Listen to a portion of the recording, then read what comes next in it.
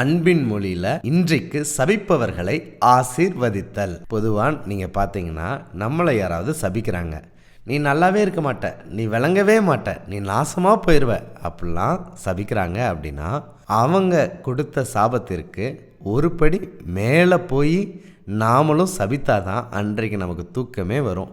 அப்படிப்பட்ட சுபாவத்தோடு தான் நாம் இருக்கிறோம். ஆனால் நாம் அப்படி இருக்கக்கூடாது. சபிப்பவர்களை ஆசீர்வதிங்கள் அப்படின்னு மலைப்பிரசங்கத்தில் ஆண்டவராகிய இயேசு கிறிஸ்து குறிப்பிடுறாங்க. சபிப்பவர்களை எப்படி ஆசீர்வதிப்பதுங்கிறதுக்கு உதாரணம் நான் சொல்கிறேன்.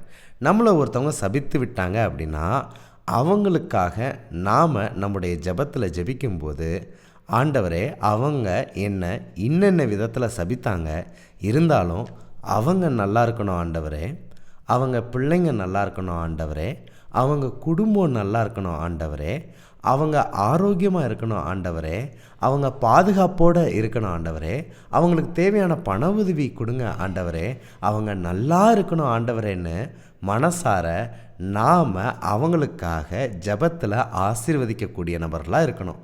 இப்படி நாம் ஜபத்தில் மட்டும் அவங்கள ஆசீர்வதிப்பது மட்டும் அல்லாமல், அவங்களுடைய வாழ்க்கையில் ஏதேனும் சூழ்நிலையில் தேவைப்படும் போது நாம் கொடுத்து உதவி ஆசீர்வதிக்கக்கூடிய நபர்களாக கூட நாம் இருக்கலாம்.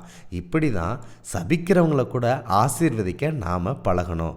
கிறிஸ்துவுக்கு பிரியமானவர்களே, நம்மளை சபிக்கிறவங்களை மனசார ஆசீர்வதிக்கிறதுங்கிறது பரலோகத்தின் தேவனுடைய பண்பு.